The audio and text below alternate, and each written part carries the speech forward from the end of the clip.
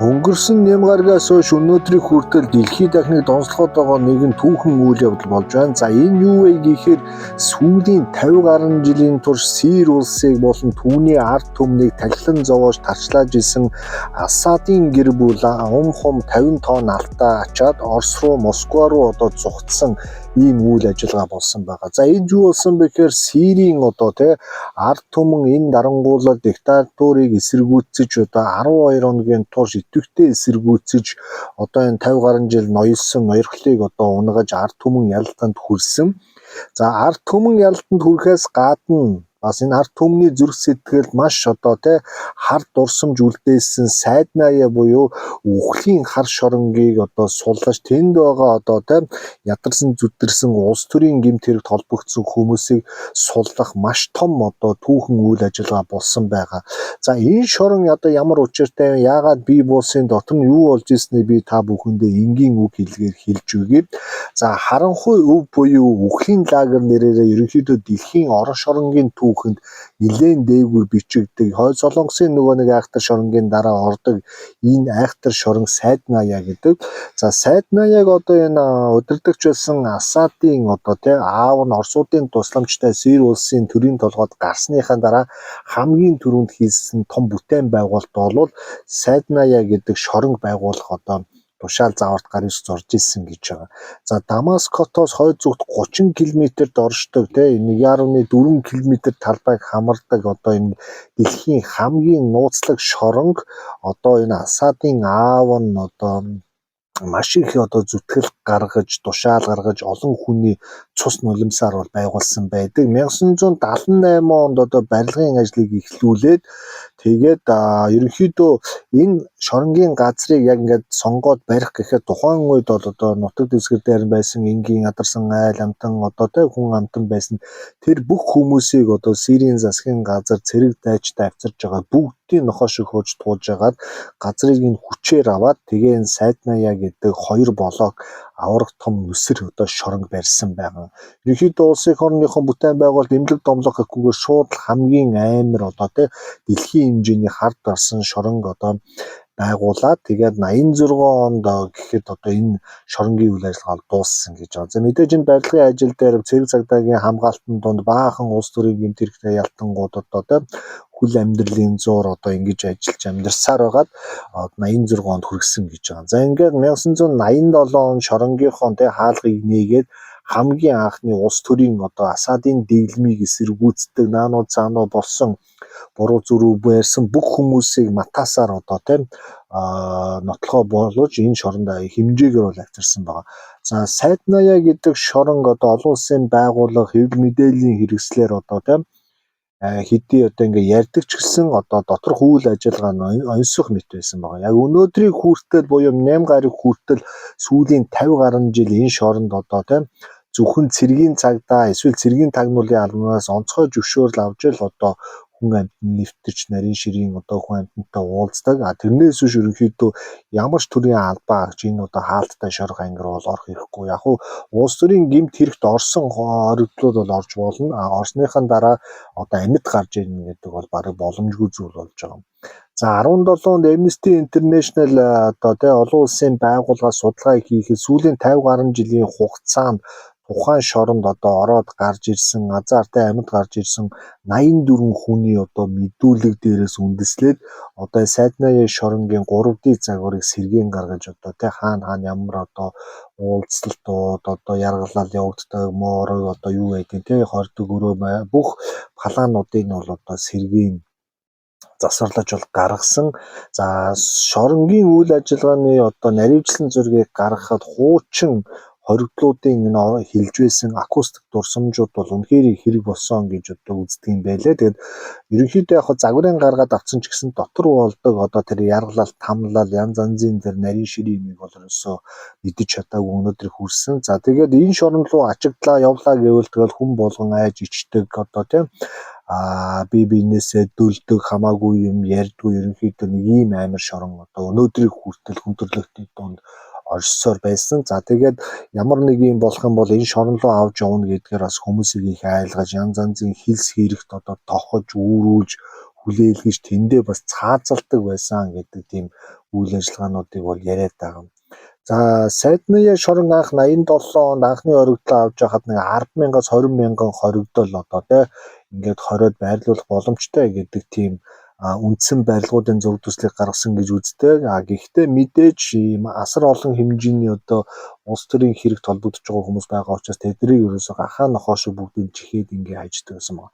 Тэгээ Amnesty International байгууллагын одоо мэдэгдэж байгаагаар бол ерөнхийдөө 2 блок байр буюу одоо цагаан улаан гэсэн 2 корпус байсан. За цагаан корпусанд нь ихэвчлэн хүн амны хулгай оргон зайлах одоо тий ловер авилгал одоо энгийн болон эрүүгийн хэрэгтэй одоо хүмүүс хоригдож исэн. Улаан байрлагад нь болохоор одоо өөрсдийн гэсэн үзэл бодолтой байсан улс төрийн гэсэн одоо тий чиг хандлагатай эсвэл өөрийн гэсэн үг хэлээ хэлсэн янз янзын одоо улс төрийн гэмт хэрэгт холбогдсон хүмүүсийг зохиомл хэрэг үүрүүлж одоо энэ улаан байрлагад бол хорж исэн байна. Улаан байрлагад байгаа хүмүүсийг бол одоо цагаан байрлагаас илүү бас тий дарамталд зовоож исэн. Тэгээ тэнд одоо ард түмний төлөө үг хэлсэн зэрэг цагдаа нарыг хүртэл нэмж одоо бас хорж исэн гэж байна. За тэгээ ингээд амьд үлдсэн хүмүүс болон хүний эрхийн байгуулагч нар одоо юу гэдэг үхлийн лагер гэж энэ тодорхойлсон Сайдны шорон тий Асадын одоо дэглэм тэр тусмаа 2011 оноос хойш бол бүр амар зөвөн одоо яргалал аллах таллах хийдэг цагаандаа гарсан гэж үздэг юм байлаа. Яг 11 он хүртэл гайгүй байжгаад 11 он буюу Арабын хаврын эсэргүүцэл буюу Асадын гэр бүлийг унгах гэсэн ард түмний бослохыг нухчин дараа дээрээс нь залгуулад Оросуудтай хамт одоо тий ард түмнээ яаж ийж дараад тэр бослогонуудад оролцож исэн ч юм уу эсвэл оролцсон гэсэн одоо тий янз янзын гүтгэлэгт автагдсан хүмүүсийг энэ шоронд их хэмжээгээр одоо хорж цагдаж шаарлаж одоо тий энэ бүх зүйлийг одоо өнөөдрийг хүртэл тий энэ хүмүүсийг яргалж исэн гэдэг тийм байт юм байлээ. Тэгээд Сайдны шоронд одоо орлоо бол сэжиглэгдлэл бол баримтлагдана. Тэгээд хамлуулдаг, тэгээд цаазлуулдаг. Ерөөсө 3 гол зүйл явдал болдог байсан газар гэж. Тэгээд яг 11 оны Арабын хаврын одоо дараахан буюу тэ 11-аас 2015 оны хооронд ойролцоогоор нэг 5,000-аас 13,000 хүнийг зөвхөн энэ шорон дотор цаазалж исэн. Дүүжлэн хороож одоо цаазалсан гэдэг тийм судалгаа байт юм байлээ. Тэгэхээр асар их хэмжээний хүнийг тэгээд янз янзын одоо тэ мэдүүлэг нотлого баримт хангалттай шүүхөр өмгөөлөгч гэхгүйгээр зүгээр шууд л одоо мах нядалгааны газар шиг тэгэж хүмүүсийг алж тамалж исэн байгаа. За тэгээд ерөнхийдөө даваа болон лавг гаригт одоо энэ цаазлах үйл ажиллагаануудыг бол явуулж исэн гэж байна. За тэгээд хүн тус бүр дээр одоо улс төрийн гэмт хоригт холбогдсон хүмүүсийг 3 минут шүүлсэн болол тэгэл 3 нотлох баримт тэргүүнийгаа шууд цаазгал тэгээд тэр өдөртөө хонгил бөөнөр нь одоо дүүжлээд ингэ явцдаг байсан гэж. За тэгээ хүмүүсийг хохирогчдыг тий зодож нүдэж дүүжлэх одоо дарамтлах, тамлах энэ бүх зүйлээс болж бас нэгийнхэн сэрэг өөр мэдүүлэг бичүүлж авах гэх мэтэр одоо янз янзын үйл явдал болж ирсэн. Энэ үйл явдал нь одоо манай 30-аад оны үед Монгол улсад болж ирсэн бас гонигтай тий хэлмэдүүлэлтийн одоо юмтай бол нэлээд төстэй харагдж байна. Тэрийг бол мэдээж одоо нөхдөө те улаанууд одоо манай Монгол улсад хүчээр шахуу ингэж хийж манай улсын хамгийн одоо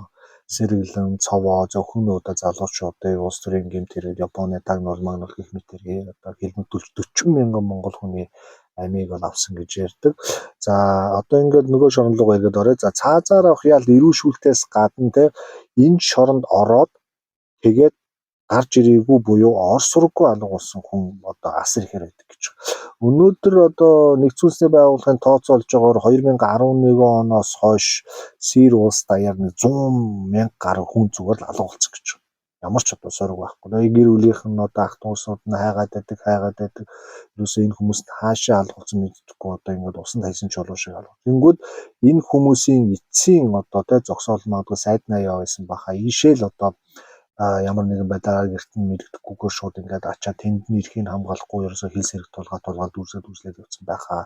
Дараа нь нийтийн тэ одоо уршлагын газар давшуулсан ч байгаа байх шиг таасан болов гэсэн тийм таамаглууд байд юм байлээ. Тэгээд ерөнхийдөө одоо энэ Нямгарагт болсон энэ том чөлөөлөх үйл ажиллагаа нь тэр тусмаа одоо Нямгарагийн үдээс хойш сайдны одоо шорон дээр одоо энэ босгогч нар маш олуулаа яаралтай явж очсон. Яг тэгэхээр энэ шоронд одоо улс төрийн хэрэг толбогдсон бас нэр алдартай тухайн Сир улстай мундаг тийм потенциалтай хүмүүс бол байсан. Тэднийг одоо амьд эндээс гаргаж авах тэр үйл ажиллагаа бол маш яралтай явагдсан. За нийслэл Дамаск хотыг эзлэхээс гадна бас тухайн сайдны шоронд байгаа одоо улс төрчдийг суллах тийм маш том операц явагдсан. За тэгээ ингээ буудалцаан янз янзын болоход бол айхтар тийм ширүүн сэргүүцлээ тулгарахгүй байсаар байгаа сайдны шоронг одоо даваа гаригийн өглөө чөлөөлж одоо тэнд нь босгогч нарын одоо эмч шимэлгийн ажилтнууд болон одоо хүн эрхийн байгууллагын ажилтнууд бүгд дотор явж ороод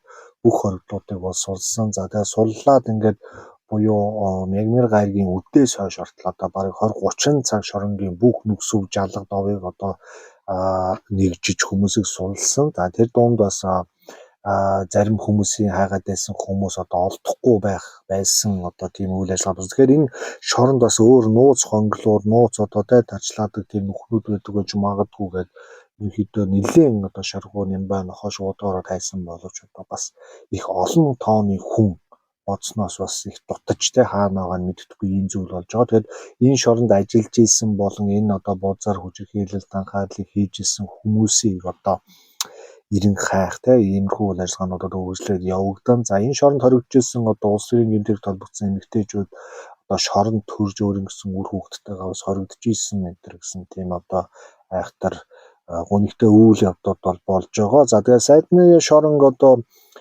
чөлөөллөө гэдэг мэдээг сонсоод Сир улс даяар одоо ард түмнүүд нь бөөндөө одоо Дамаск хот руу гэхгүй ерөөсөө сайдны шорон руу бүгд гүйлдэг гэсэн.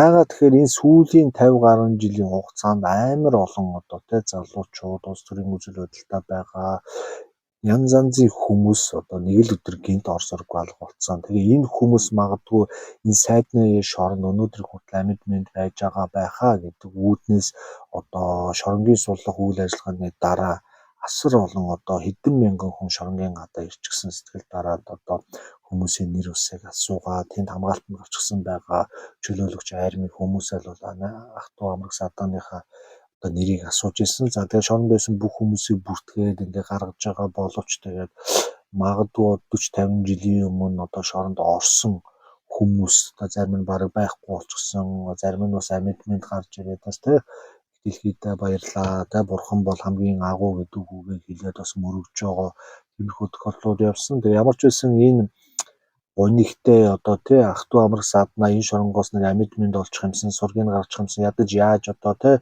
тамлал зовлол амсаад хэдэн оны эдэн сарднаас орсныг нь мэдчих юмсан хаана оршсныг мэдчих гэсэн одоо ах トゥ амраг садан ээж мэнэрийн одоо их одоо том нүгэлцэн том цуваа болсон. Ямар ч байсан одоо энэ Сир улсад чөлөөлөгдсөн. Тэгээ Сирийг одоо 50 гаруй жил талхилан зовоож исэн энэ бүлийн тухай одоо зарим нарийн ширийн мэдээллүүдийг бидээгээд үргэлжлүүлээ та бүхэнд тэрэ сонирхолтой байвал оруулна. Тэгээ та бүхэн комент хийсэгт бас лайк, шеэр болон дагдаг байдаг бүх юмудаа дараад идэвхтэй байх юм бол энэ Сир улсад болсон одоо үйл явдал болон үүний дараах геополитик, олон улсын геотектоник хөдөлгөөний тухай та бүхэндээ бас нэлийн энгийн үг хэллэгээр бас ярьж өгнө. За тэгээд гоё түүхөд сувгийн маань одоо дэмждэг барьдаг бүх хүмүүстээ та бүхэндээ баярлалдаг шүү. Тэгээ орж гараад ойрхон байж байгаарай. Дараагийн гоё түүхүүд араараасаа орж ирнэ.